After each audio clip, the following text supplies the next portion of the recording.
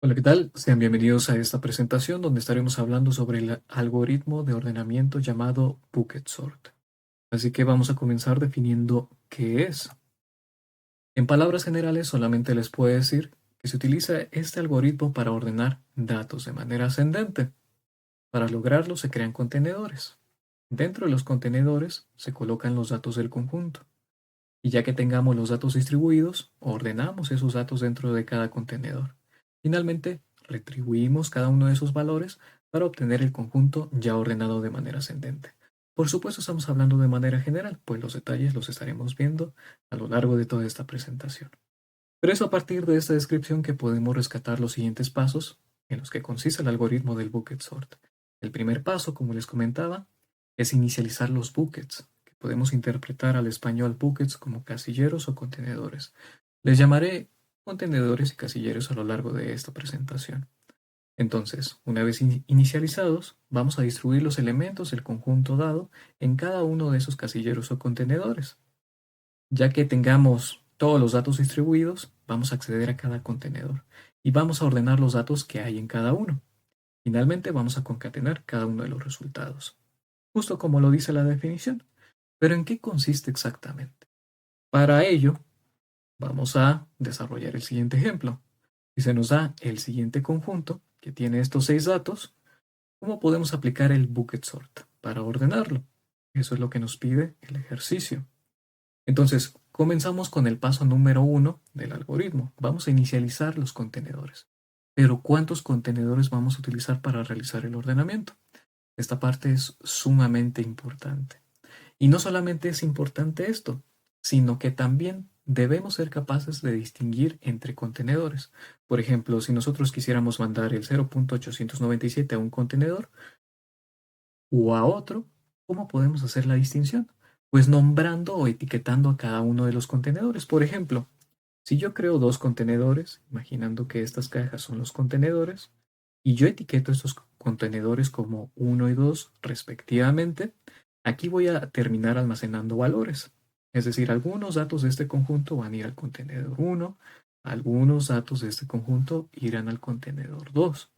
Así que potencialmente puedo llamar a esos contenedores como yo quiera. Puedo otorgarles cualquier etiqueta. Eso es verdad. Sin embargo, vale la pena plantear algunas reglas de etiquetado para que nos sea mucho más fácil codificar la solución, porque eso es lo que estaremos haciendo más adelante. Entonces, recordando cómo funcionan las estructuras de datos en programación, aunque esto depende mucho del lenguaje de programación que utilicemos, pero en general para la mayoría sabemos que tenemos, por ejemplo, arreglos o listas y a todo este tipo de estructuras accedemos a los elementos por medio de índices que comienzan en el número 0. Así que nuestras reglas de etiquetado más o menos van a seguir esa misma idea. Entonces yo voy a decir que voy a tener un conjunto de etiquetas, sí, que va a estar basado en la siguiente condición. Voy a decir que una etiqueta puede ser una etiqueta en tanto cumpla que sea un número mayor o igual a 0. Y además, esa etiqueta debe pertenecer al conjunto de los números enteros positivos y listo. Con eso hago las restricciones. Es decir, la etiqueta puede ser 0, 1, 2, 3, 4 y así sucesivamente. Con eso será más que suficiente para nombrar a cada uno de los contenedores. En unos momentos vamos a ver la importancia de esta regla que acabamos de crear. Pero antes debemos definir la cantidad de contenedores. ¿Cuántos contenedores vamos a utilizar? Existen diferentes reglas empíricas en las cuales nos podemos basar para determinar el número de contenedores de manera dinámica. Por ejemplo, podemos utilizar la ley de Sturges, la cual consiste en calcular lo siguiente: 1 más el logaritmo base 2 de n, donde n es la cantidad de elementos que hay dentro del conjunto. ¿Cuántos elementos hay dentro de este conjunto? Parece que hay 6.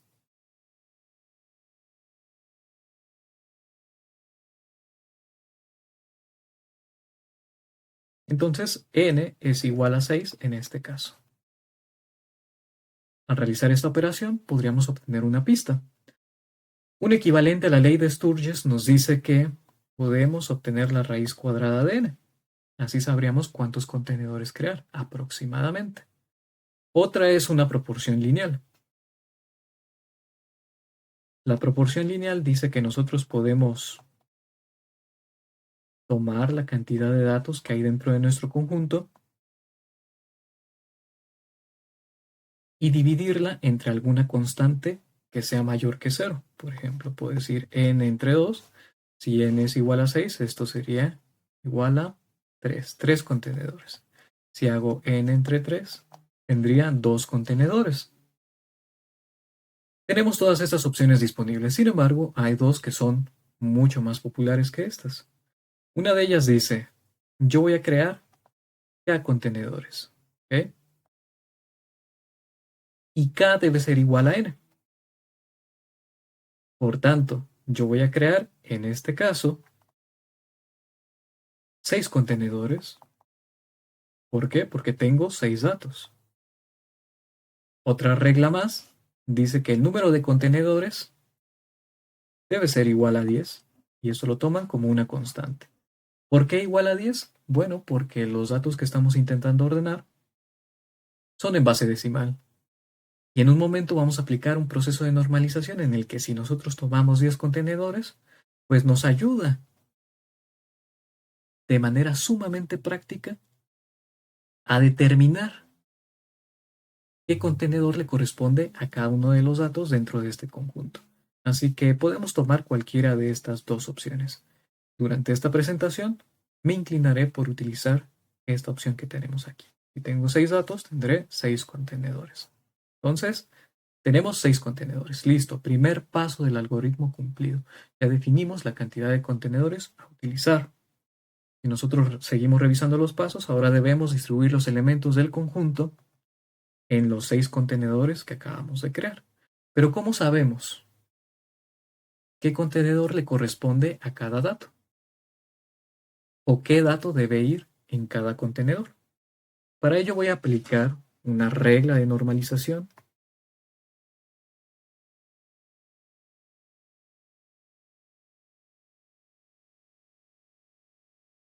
para el índice del contenedor.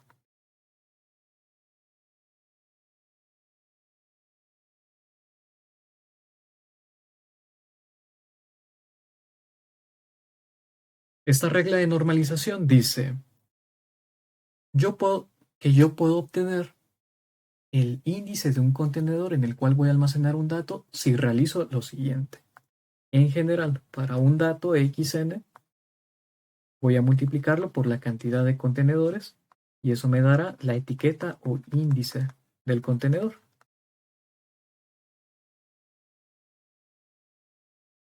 Por ejemplo, en este conjunto que tenemos aquí, si yo nombro este x1, el elemento x2, el elemento x3 y así sucesivamente hasta xn, que en este caso es 6, si yo tomo este valor que es x1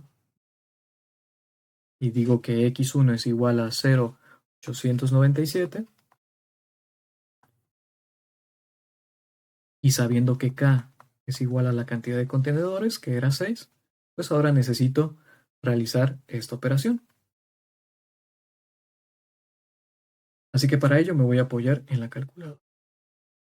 Aquí está la operación. Si yo hago la multiplicación 0,897 por 6, obtengo 5,382. Entonces la etiqueta 1, por así decirlo, o cualquier etiqueta, la etiqueta para este valor en concreto, ¿ok? La etiqueta para ese valor en concreto será 5,382. Ahora, nosotros dijimos que vamos a crear 6 contenedores, que deben respetar las siguientes reglas.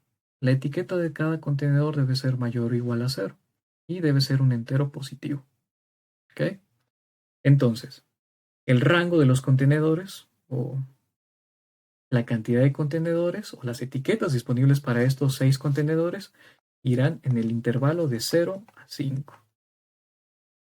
El índice que obtuvimos para el primer valor es 5,382. ¿Cae dentro de este intervalo? Sí.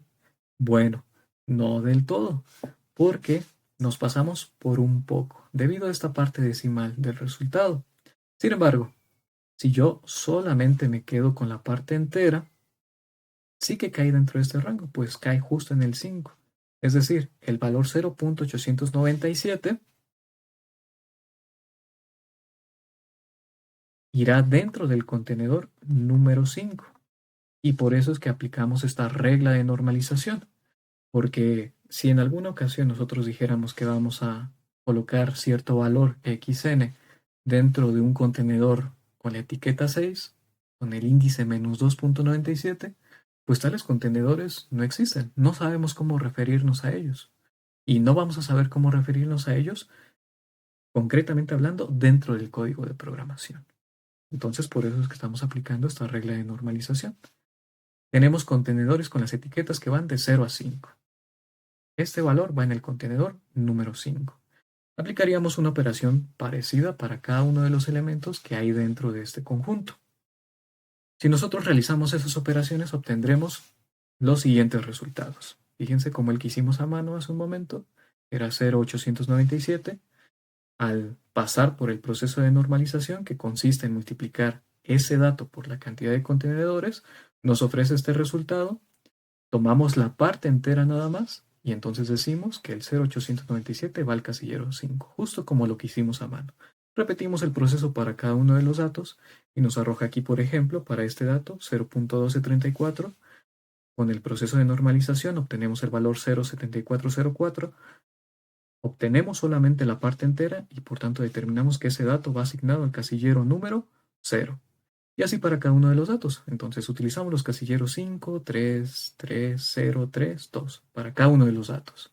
Allí es donde van a caer los datos. Y visualizándolo de otra manera, podemos llegar a la siguiente tabla. Es decir, el casillero 0 terminó con solo un dato. El casillero 1 y el casillero 4 no tienen ningún dato almacenado. El casillero 2 y 5, al igual que el casillero 0, solamente tienen un dato. Y el casillero número 3 tiene 3 datos. Si nosotros observamos estos datos y teniendo y recordando en cuenta que nuestro objetivo es ordenar de manera ascendente todos los datos, pues ya podemos observar que se cumple en cierta forma ese orden ascendente en estos datos. Fíjense cómo a medida que vamos recorriendo cada uno de los casilleros, nuestros valores van aumentando. Y se cumpliría esta regla perfectamente si no fuese porque en el casillero número 3, y leyendo de izquierda a derecha, tenemos que entre los primeros dos elementos sí existe un orden ascendente. Pero entre los dos últimos elementos ya no existe tal orden, así que hay que reordenarlos. Ya sea que movamos este elemento para acá o este elemento para acá, ahora sí tendríamos un orden ascendente correcto a lo largo de todos nuestros casilleros. Entonces, reordenando esos elementos, llegamos al siguiente resultado. Ahí está, ahora sí tenemos un orden ascendente en todas partes. El paso del algoritmo que nos hace falta aplicar es concatenar los valores que hay en cada casillero, comenzando en un orden estricto. El primer casillero es el casillero con el índice 0, con la etiqueta de 0. Aquí hay un dato, el siguiente no tiene nada, así que no concatenamos nada. Pero sí concatenamos el 0.3434 a este lugar. Posteriormente, concatenamos cada uno de estos tres valores del casillero 3 después del casillero 2. En el casillero 4 no hay nada, pero en el casillero 5 sí hay algo. Así que lo concatenaríamos aquí. Finalmente, el conjunto ordenado de forma ascendente es el siguiente. Si analizamos los datos, veremos que todos han caído en su sitio correctamente.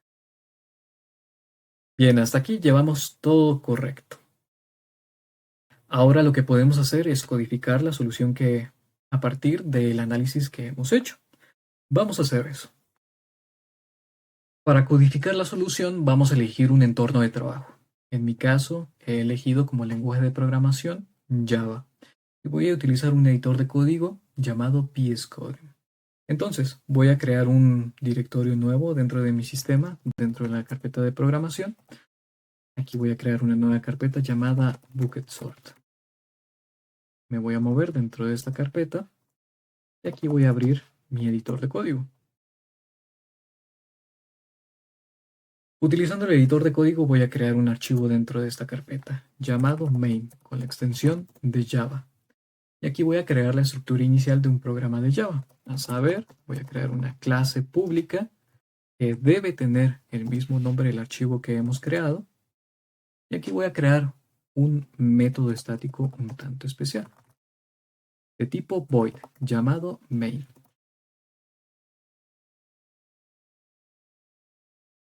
Lo que sea que yo escriba y declare cualquier instrucción que yo escriba dentro de este método será lo que se ejecute cuando compile y ejecute el programa.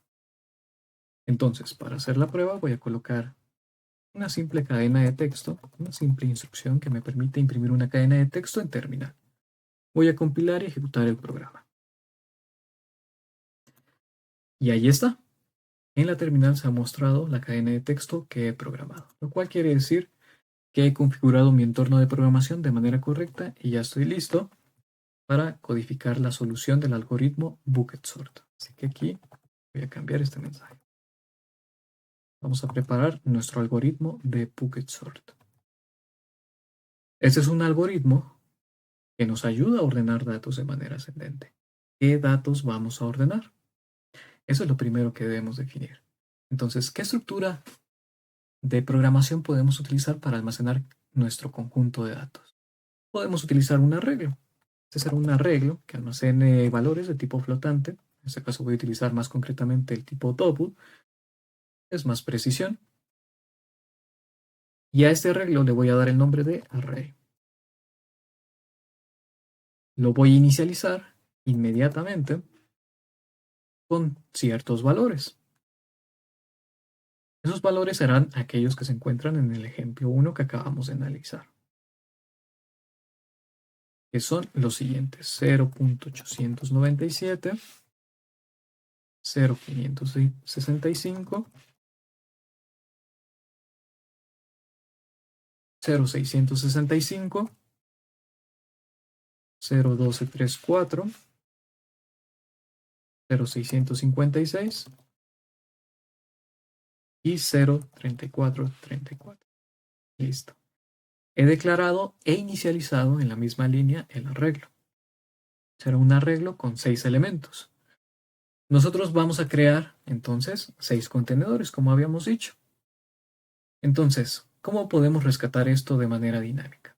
Podemos analizar la longitud del arreglo.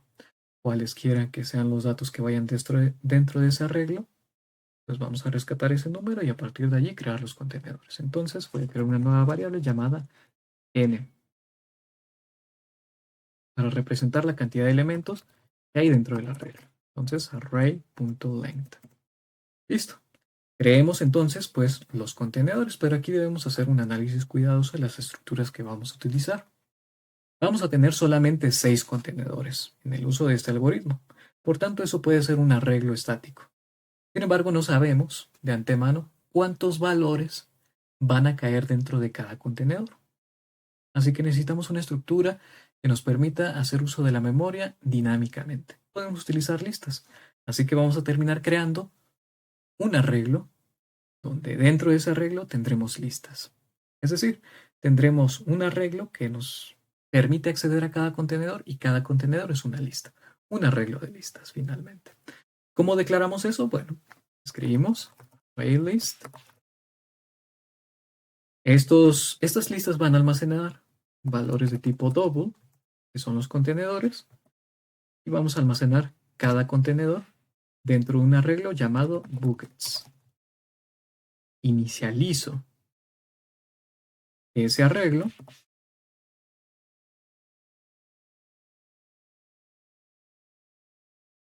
y va a tener un tamaño de n contenedores, es decir, 6 contenedores.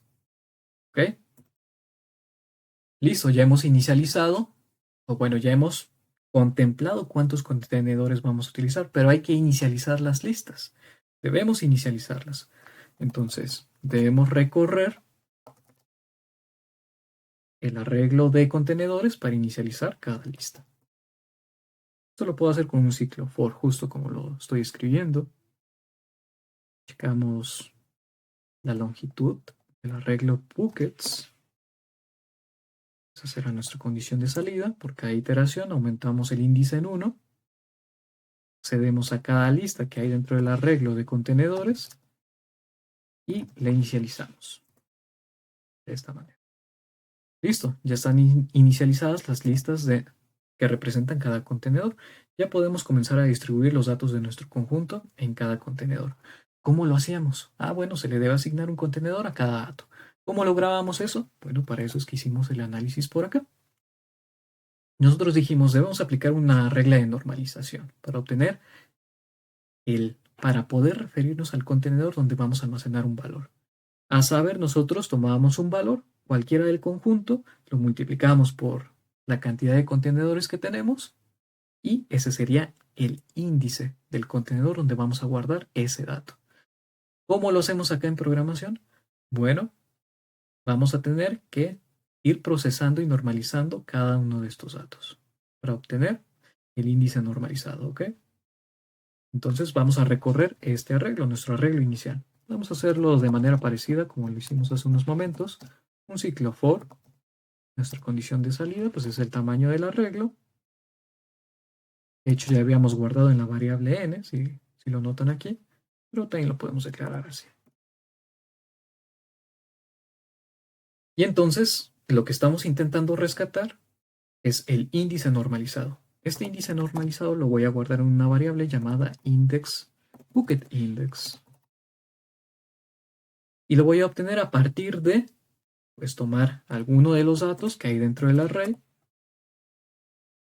y multiplicarlo por la cantidad de contenedores que tengo, que debería ser, pues, buckets.length o n, como sea que prefieran programarlo. Voy a colocar aquí n en este caso. Sin embargo, sabemos que al realizar esta multiplicación podemos obtener valores que se salen del rango de nuestros contenedores, como es este caso, 5.382. Así que lo que hacíamos era tomar la parte entera nada más. ¿Cómo logramos esto en programación? Hacemos un cast de este resultado. Y listo, aquí obtendríamos el 5 para el primero de los datos, que es 0.897. Listo. Allí bucket index, o en esta iteración en concreto, vale 5. Entonces accedemos al contenedor número 5, que sabemos que está guardado dentro del arreglo buckets que inicializamos hace unos momentos. Pues aquí, bucket index, eso debería ser una lista, por lo tanto nos permite añadir un valor. Un valor que rescatamos a partir del arreglo donde están los valores, cualquiera que sea durante esta iteración o durante la iteración correspondiente. Listo, eso nos permite distribuir los datos en los contenedores que hemos creado. Ahora, hasta aquí los datos están parcialmente ordenados. ¿De acuerdo? Y tengan mucho cuidado con esto. Nosotros ya habíamos analizado este caso. Fíjense cómo aquí los datos estaban parcialmente ordenados, ya iban de manera ascendente. Sin embargo, dentro de algunos contenedores, los datos aún no estaban perfectamente ordenados de manera ascendente.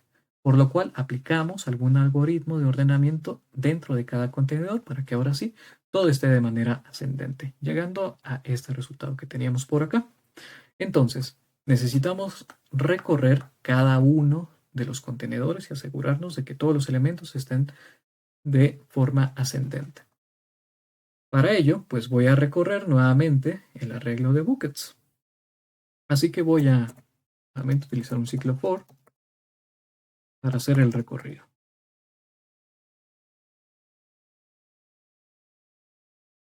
Voy a acceder a cada contenedor y le voy a aplicar ese ordenamiento, un algoritmo de ordenamiento. En este caso me voy a valer de una función que está dentro de collections, se llama sort. Así que va a ordenar los elementos que haya dentro de un contenedor en su respectiva iteración.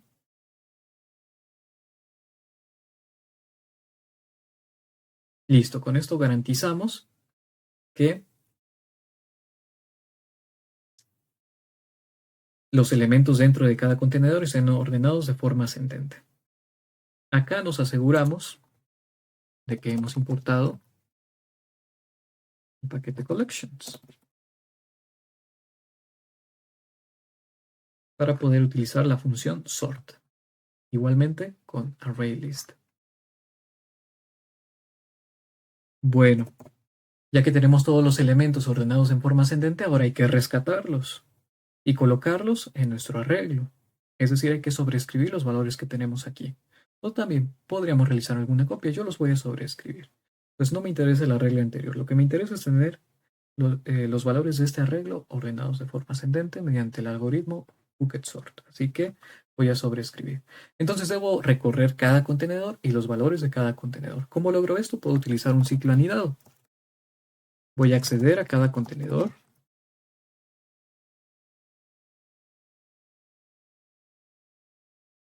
Y después voy a acceder a cada elemento dentro de cada contenedor. Voy a utilizar otra variable temporal. Ahora con un nombre distinto voy a utilizar la letra J. J debe ser menor el tamaño de un contenedor en concreto. Sabemos que es una lista, por tanto podemos utilizar la función size.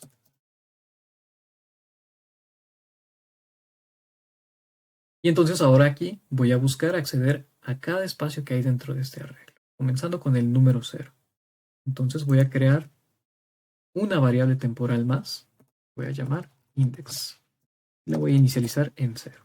Entonces voy a acceder a mi arreglo original en el índice indicado por esta variable que se llama index y lo voy a sobreescribir con el primer valor que encuentre dentro de mis contenedores. Entonces habrá cierto contenedor y dentro de ese contenedor me voy a encontrar con algún primer elemento. Para eso es que voy a utilizar mis variables temporales con las que estoy haciendo el recorrido en el ciclo anidado, I y J. ¿Okay? Entonces ahora nada más aumento index en 1 para ir recorriendo estos espacios, para ir sobreescribiendo los valores uno a uno. Al final podemos imprimir el resultado. Ahora voy a utilizar otro ciclo un poco distinto.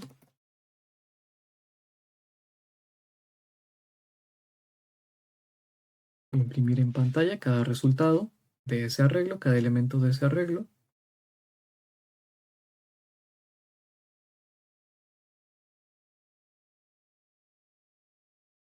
Y listo.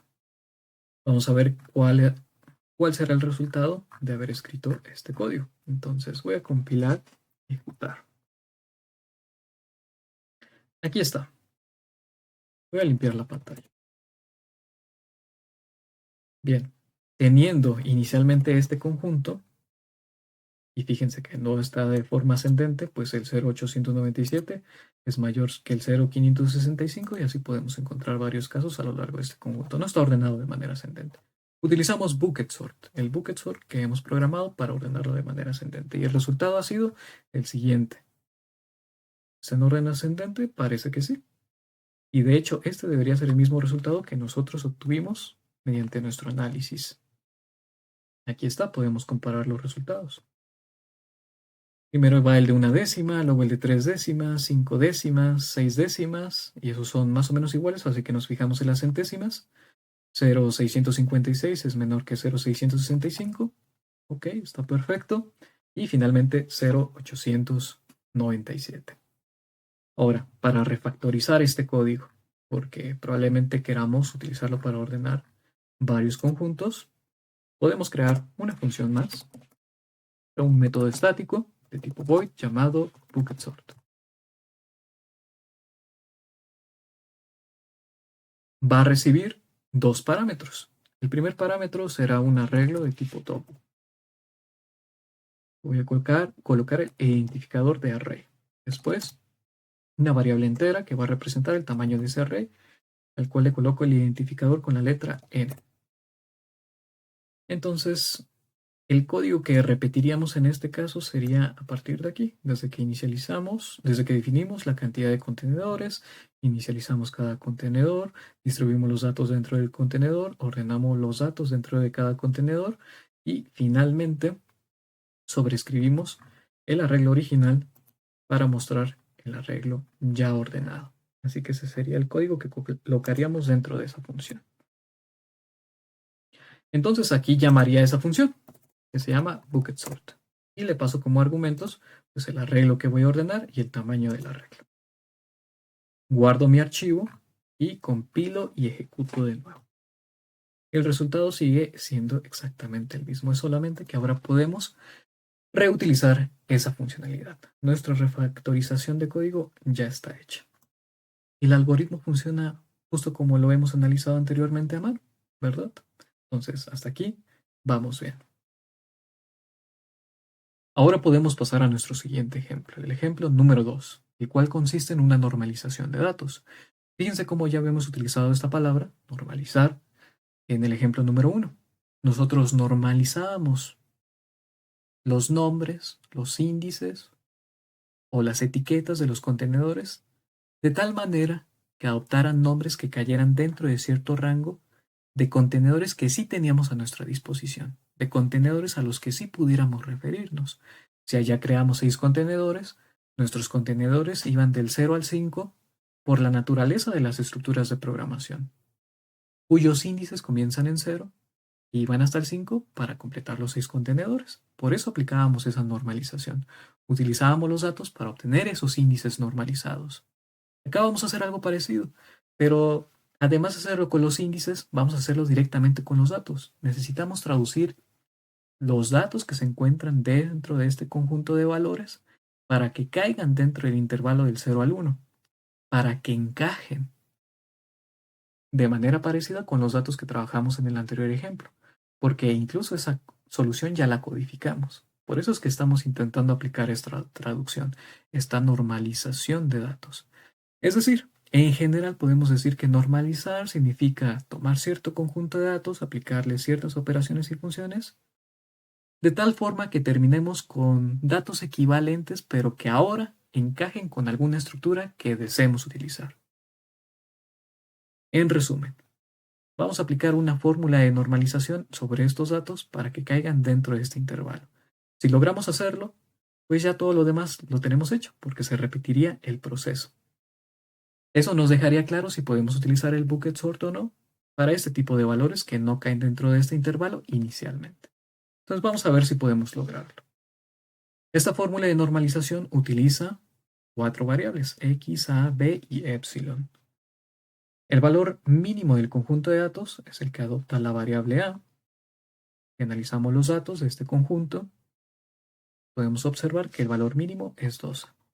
Después, el valor máximo corresponde con la variable b y el valor máximo de este conjunto de datos es 85. El rango se obtiene a partir de la diferencia entre el valor máximo y mínimo, es decir, b menos a, u 85 menos 12, que sería igual a 73. Después debemos restringir los valores que puede tomar epsilon. Este valor se elige de manera arbitraria, pero debe ser mayor o igual a 0. En mi caso, voy a decir que epsilon adopta el valor de 1. Entonces ya tenemos cada uno de esos valores. X se refiere a cada uno de los valores del conjunto, uno por uno. Entonces, vamos a aplicar las operaciones. Voy a elegir dos valores de este conjunto.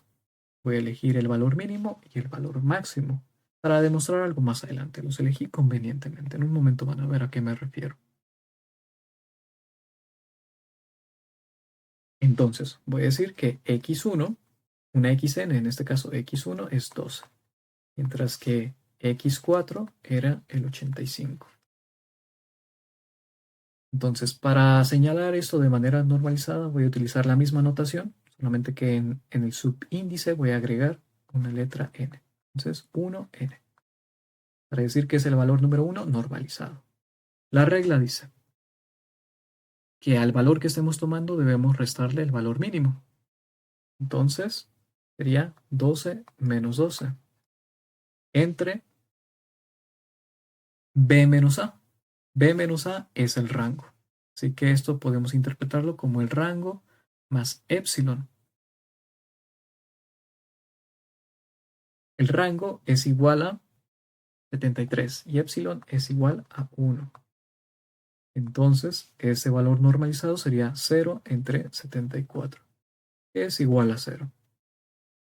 Después, si trabajamos con x4, y lo normalizamos, tendríamos 85 menos el valor mínimo, que es 12, entre el rango más epsilon, que ya sabemos que es 74. Eso nos daría un resultado de 73 sobre 74. Y de hecho aquí aprovecho para hacerles una nota del por qué estoy utilizando epsilon. Si no añadiera epsilon a esta fórmula y solamente dividiera entre el rango, que es b menos a, aquí tendría 73 entre 73, que es igual a 1, lo cual no está dentro del intervalo de interés, porque podemos acercarnos al 1, pero no debe de ser 1. Esa es una nota importante y más adelante se van a dar cuenta del por qué. Es algo que ya conocen, pero lo voy a hacer de manera explícita. Entonces, ¿cuánto es 73 entre 74? Voy a apoyarme en la calculadora y voy a realizar esa operación.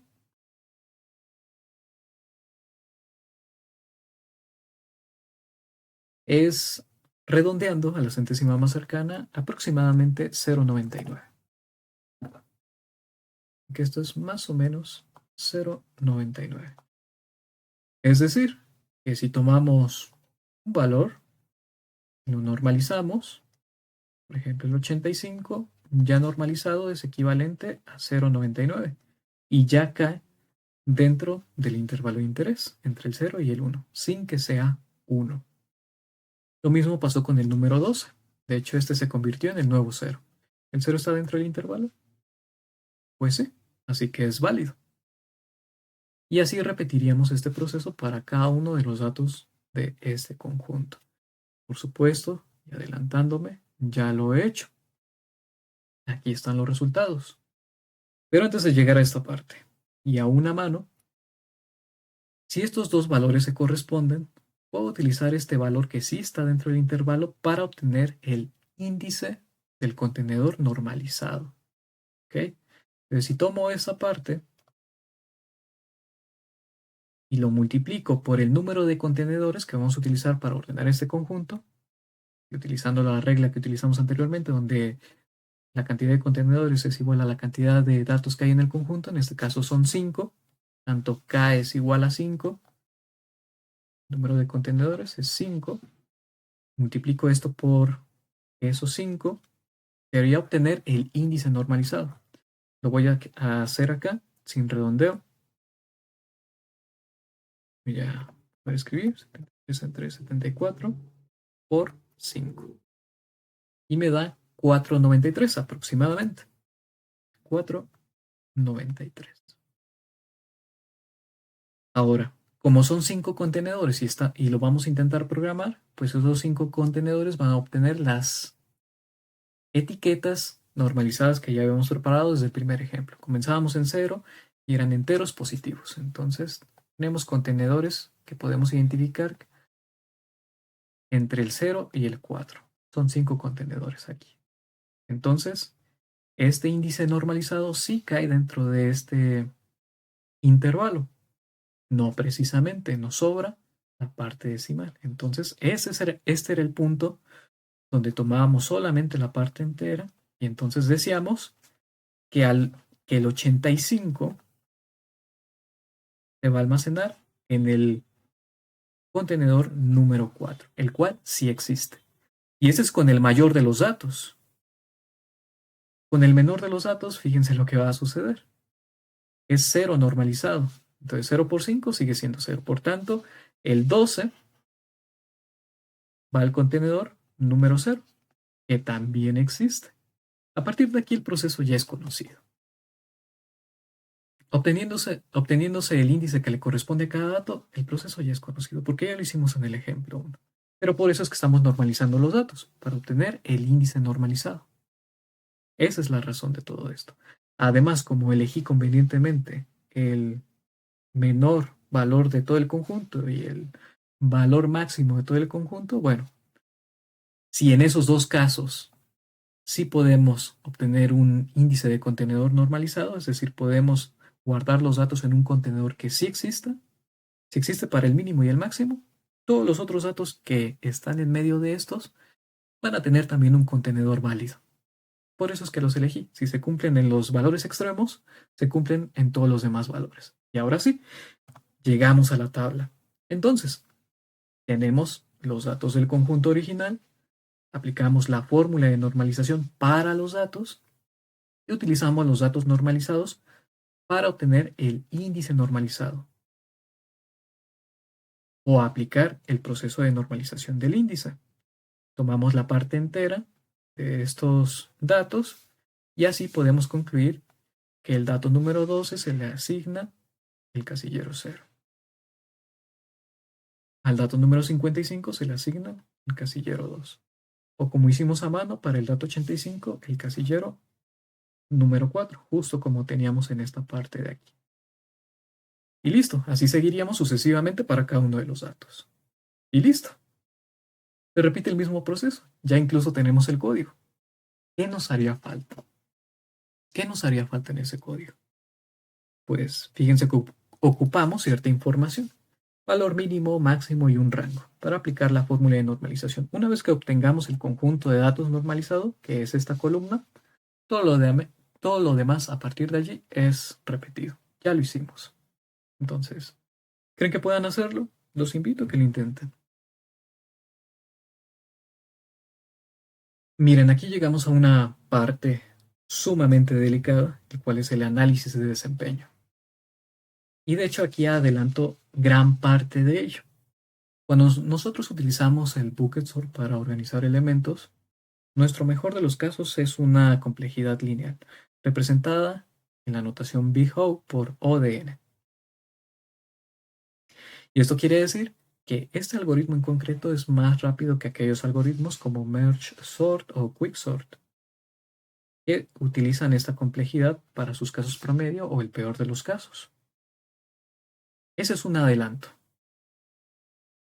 Analicemos entonces esta complejidad a la cual nos referimos de manera más detallada.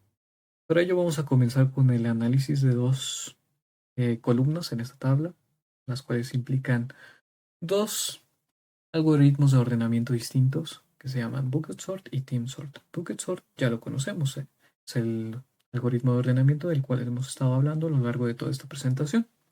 Un algoritmo que se basa en contenedores, tiene tres complejidades, en el mejor de los casos es lineal, en el caso promedio es casi lineal y en el peor de los casos tiene una complejidad cuadrada. El espacio se considera in place, esto quiere decir cuenta con un espacio fijo para realizar su ordenamiento. Como tenemos cierta cantidad de contenedores fija, bueno, entonces se le puede considerar de esa manera. La aplicación y la dependencia van muy de la mano. El bucket sort puede ser utilizado con datos que cuenten con una distribución uniforme. Si no tuviésemos una distribución uniforme, bueno, también podríamos aplicar el bucket sort, pero no con la misma eficiencia. En un momento vamos a hacer ese análisis. Pero antes vamos a hablar sobre el algoritmo de ordenamiento team sort. ¿Por qué menciono este algoritmo aquí? Bueno, porque ya lo hemos utilizado. ¿Pero dónde? En nuestro código, justo en esta línea. En esta línea accedemos a los valores que hay en cada contenedor. O mejor dicho, accedemos a cada contenedor y ordenamos los valores que hay dentro utilizando la función sort de collections, una función que ya viene integrada con Java. Bueno, la función sort que hemos utilizado para ordenar los elementos dentro de cada contenedor está basada en el algoritmo de ordenamiento TeamSort y por eso es que lo estoy mencionando aquí. TeamSort es un algoritmo de ordenamiento que surge a partir de una combinación de otros dos algoritmos de ordenamiento, Merge e Insertion Sort. Su complejidad, en el mejor de los casos, es ODN, mientras que el caso promedio y el peor caso comparten la misma complejidad, una multiplicación o un producto entre la entrada de datos y el logaritmo base 10 de esa misma entrada de datos. El espacio que requiere, bueno, sí requiere espacio adicional para hacer sus operaciones, pero es un algoritmo que está bien optimizado en el uso de memoria.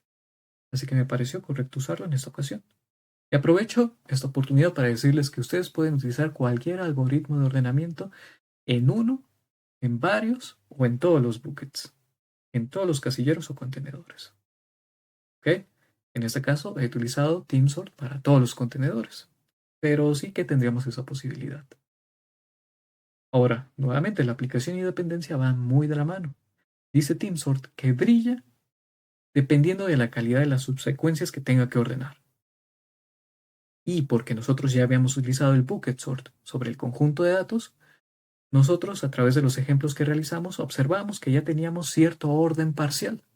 Los datos ya tendían a ser ascendentes, solamente que necesitamos un ordenamiento adicional dentro de los contenedores para asegurarnos de que fueran ascendentes. Pero ya eran buenas secuencias. Son secuencias con no demasiados datos y que estaban más o menos tendiendo a ser una distribución uniforme. Así que venía de lujo utilizar el TeamSort. Entonces, ya que tenemos estos dos conceptos claros, ahora sí podemos hacer un análisis bien específico de las cosas que nosotros hicimos en nuestro código. Por ejemplo, lo primero que hacíamos era crear cierta cantidad de contenedores, y esos contenedores estaban representados por listas. Debíamos inicializar cada lista para poder insertar datos ahí. ¿Cuántas listas teníamos? Bueno, nuestras listas dependían de la cantidad de contenedores, y la cantidad de contenedores que tomamos para los ejemplos dependía del número de datos. Teníamos una regla como n igual a k. Entonces los contenedores eran igual al número de datos. Entonces, al inicializar cada lista o cada contenedor, tenemos una complejidad lineal de O de n. Aquí está la línea que corresponde a esa complejidad. Inicializamos cada lista. Después insertábamos cada valor de nuestro conjunto dentro del contenedor que le correspondiera. Así que teníamos nuevamente una complejidad lineal O de n. Entonces hacíamos inserciones basadas en la entrada de datos. Después utilizábamos un algoritmo de ordenamiento. En este caso utilizamos TeamSort. Por tanto, la complejidad se incrementa de acuerdo al algoritmo de ordenamiento que utilicemos. Lo voy a abreviar de esta manera. Y luego así porque voy a utilizar diferentes análisis. En un momento van a ver a qué me refiero. Y finalmente, pues hacíamos n inserciones en el antiguo arreglo para obtener el arreglo ya ordenado. Es esta línea que teníamos aquí. Esta pieza de código que tenemos aquí. En este reemplazábamos los valores del arreglo antiguo con los valores ya ordenados. Otra vez en inserciones. Complejidad lineal. Toda esta complejidad la podemos hacer equivalente a 3 O de n más la complejidad que suponga un algoritmo de ordenamiento dentro de los contenedores. Después, por notación bhow, dice que no nos interesan las constantes fuera de la complejidad. Por tanto, esto lo podemos incluso reducir a O de n más la complejidad que suponga el algoritmo de ordenamiento. Pues podemos remover esta constante porque nos interesa la complejidad solamente basándonos en el número de entrada de datos. Por eso es que podemos hacer esto. No es que tratemos esto como una ecuación en matemáticas, más o menos, pero bajo las reglas de notación bhow. Por eso es que es posible hacerlo. Ahora es esta parte en la que debemos tener mucho cuidado y para eso vamos a hacer un análisis de distintos ejemplos. Supongamos que tenemos 25 datos, ¿ok? Y que vamos a crear 5 contenedores para distribuir ahí dentro esos 25 datos. Entonces, si los datos estuviesen distribuidos de manera uniforme a lo largo de todos los contenedores, ¿qué quiere decir distribuir de manera uniforme? Que cada contenedor tenga exactamente la misma cantidad de datos. Es decir, si tenemos 25 datos y 5 contenedores, la distribución uniforme si tenemos distribución uniforme, quiere decir que tenemos 5 datos en cada contenedor. Están perfectamente distribuidos, uniformemente distribuidos. Ese es el mejor de los casos en el cual aplicar bucket sort, ya que este trabaja con datos uniformemente distribuidos. Si ese fuese el caso, entonces los datos ya quedarían parcialmente ordenados. Y si aplicásemos en el algoritmo de ordenamiento TeamSort, dice, si me das una buena secuencia que ya esté más o menos ordenada, yo la puedo ordenar muy rápido en el mejor de los casos y ofrecerte una complejidad de O de n. Por tanto, en ese caso ideal,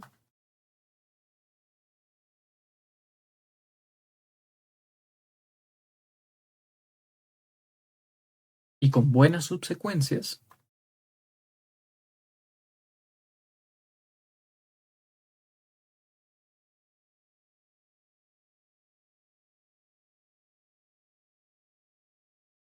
tendríamos una complejidad igual a O de n más O de n.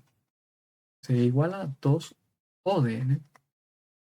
Nuevamente repitiendo que estas constantes no nos interesa, pues nos interesa la complejidad solamente basándonos en la entrada de datos. Por lo tanto, esta complejidad sería igual a O de n. Ese es el mejor de los casos. ¿Ok? Ahora vamos con el caso promedio.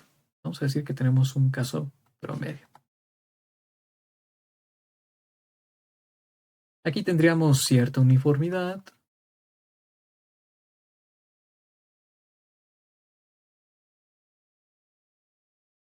Consecuencias relativamente fáciles de ordenar.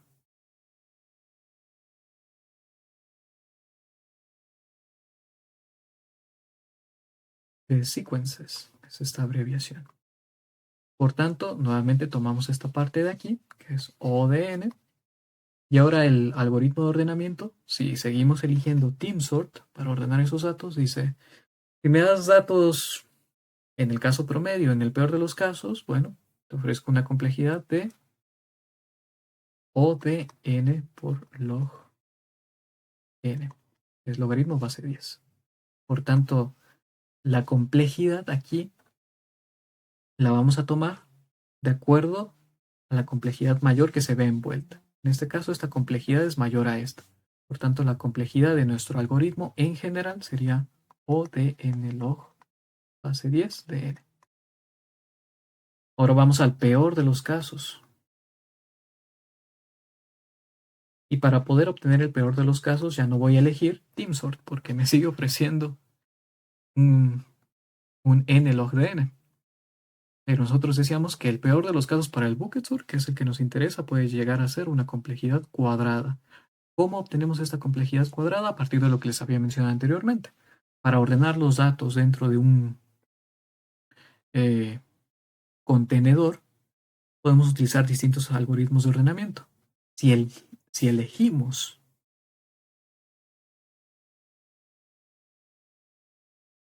utilizar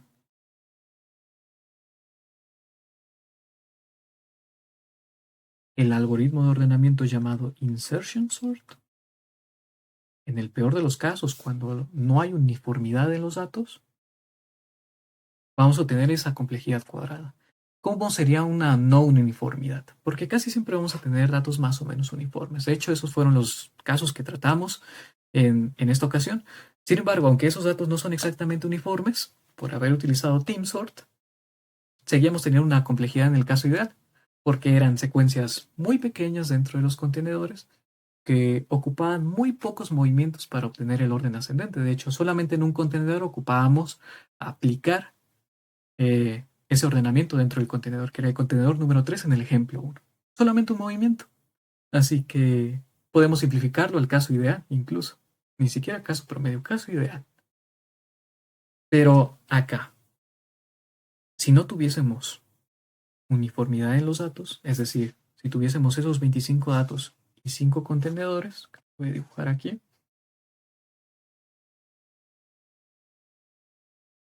vamos a decir que son 5 contenedores, y tengo 25 datos, y todos caen en el contenedor número 1, que voy a representar como x1, x2, y así sucesivamente, hasta x25.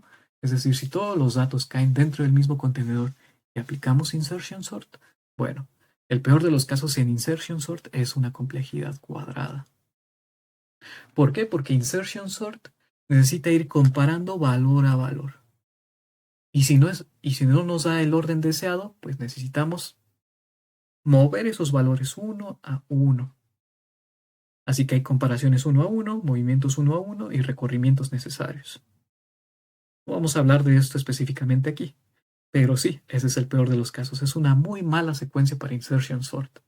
Si utilizamos insertion sort para ordenar los elementos dentro de nuestros contenedores, al aplicar un bucket sort, vamos a obtener una complejidad cuadrada, porque ni tenemos una uniformidad ni tenemos un buen algoritmo de ordenamiento.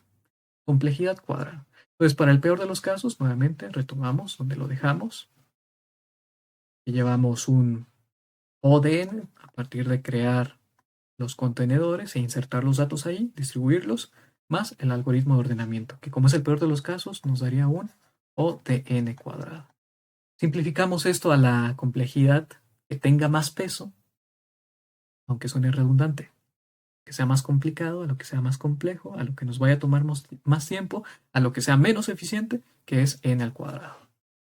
Entonces esto se puede simplificar así. Y de aquí es donde podemos afirmar que en el peor de los casos, al realizar un bucket sort, tenemos una complejidad cuadrada. Si reemplazamos los valores para cada uno de estos casos, bueno, en el caso ideal tendríamos un O de 25.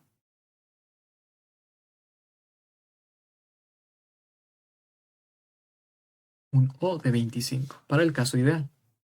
Acá tendríamos un O de 25 por el logaritmo base 10 de 25. Vamos a hacer esa operación para darnos una idea de cuánto puede ser. Entonces tendríamos 25 por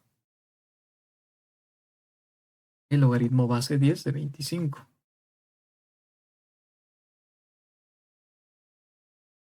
Que nos da aproximadamente 34.95. Vamos a redondear la unidad más cercana para quedarnos con un caso más alto. 35 vamos a decir. Es aproximadamente O de 35.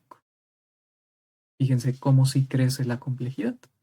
Y ahora vamos a ver este. Sería 25 por 25, que si mal no recuerdo serían como 625. Sí. Entonces aquí la complejidad sería de O de 625. Fíjense cómo la cantidad de elementos es la misma, la cantidad de contenedores es la misma, pero de acuerdo a la naturaleza de datos que tengamos que ordenar, vamos a caer en alguno de estos tres casos. El ideal, el promedio y el peor de los casos.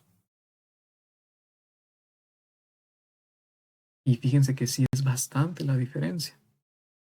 Entonces, decía nuestra tabla de por acá, el caso promedio para el bucket sort es O de nk, así que también vamos a tener esa en cuenta, donde n es la cantidad de datos y k es la cantidad de contenedores que nosotros tengamos que crear. ¿Ok? Entonces, el caso promedio sería O de nk, que sería O de 30.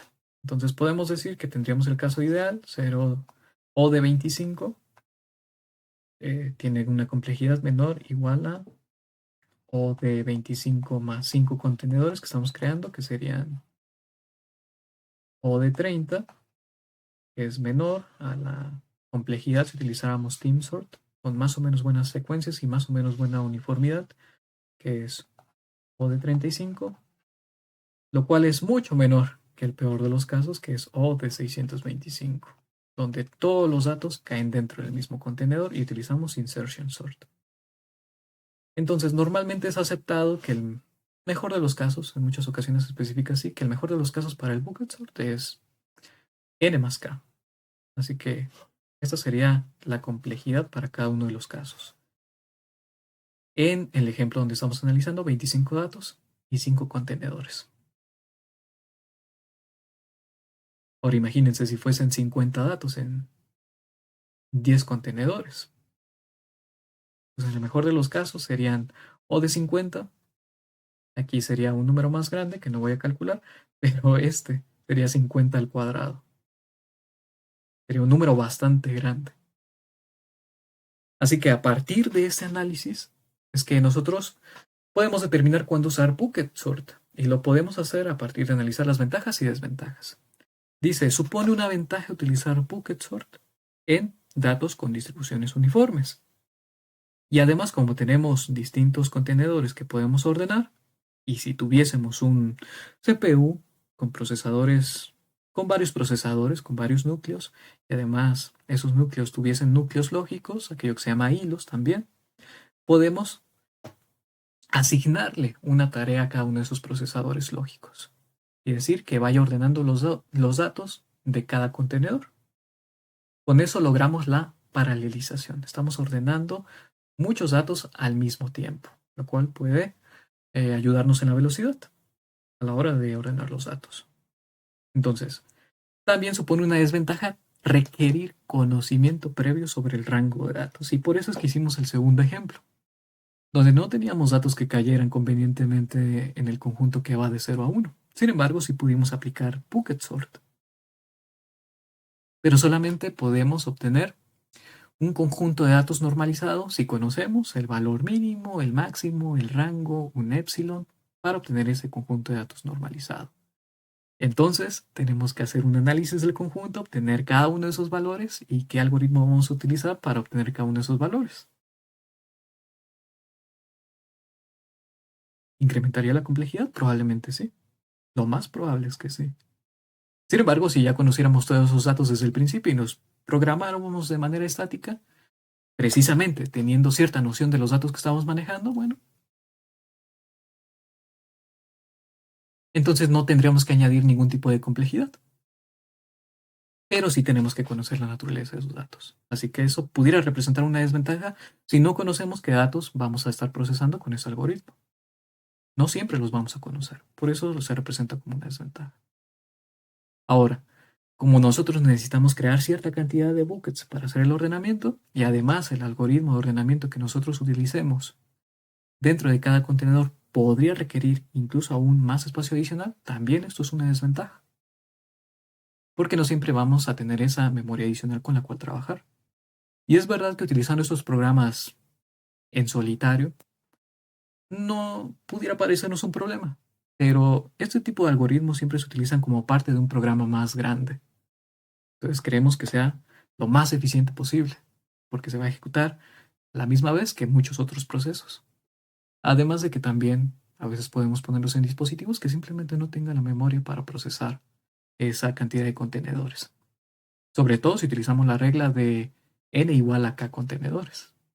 Si pusiéramos 10 contenedores estáticos, bueno, pues ya está. Ese sería lo más espacio adicional que requeriríamos para el bucket sort. Que de hecho aprovecho para mencionarles por qué se eligen 10 contenedores.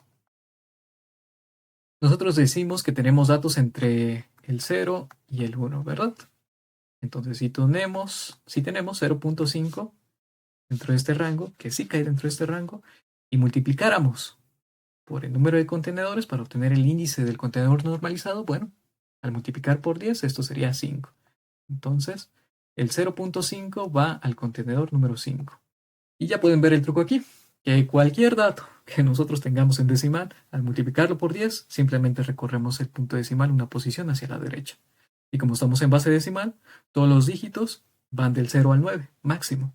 Por lo tanto, está garantizado que va a caer en algún contenedor porque tenemos 10 contenedores. Contenedores que están identificados desde el rango de 0 a 9. Por eso siempre se crean 10 contenedores. Pero ya vimos una regla empírica que también nos permite trabajar con más contenedores o menos contenedores. Por eso es que se eligen 10 contenedores estáticos, porque es conveniente para el sistema decimal. Y nada más. Ahora, la mayor desventaja que pudieron notar del análisis anterior es que el desempeño de ese algoritmo va a depender del tipo de distribución que tengan los datos. Si no están distribuidos de manera uniforme, puede que funcione, en el caso promedio. Pero si todos los datos caen dentro de algún contenedor, no va a ser para nada eficiente. A pesar de que lo podemos utilizar, no será nada eficiente. Así que hay que tener bastante cuidado con eso. A partir de todo lo que hemos visto en esta presentación, ya podemos llegar a la conclusión. Es decir, nosotros podemos utilizar el algoritmo de ordenamiento basado en contenedores, o por su nombre en inglés, bucket sort, cuando tenemos un conjunto de datos que cae dentro de un intervalo de 0 a 1 sin tocar el 1, y estos datos además tienen una distribución uniforme a lo largo de los contenedores donde van a ser ordenados. Ese es el caso ideal. Y allí brilla y es bastante rápido en comparación a otros algoritmos. Así que ya hemos analizado todo lo que se tiene que decir sobre este algoritmo. Espero que les haya sido útil la información. Y hasta aquí lo dejo. Hasta la próxima.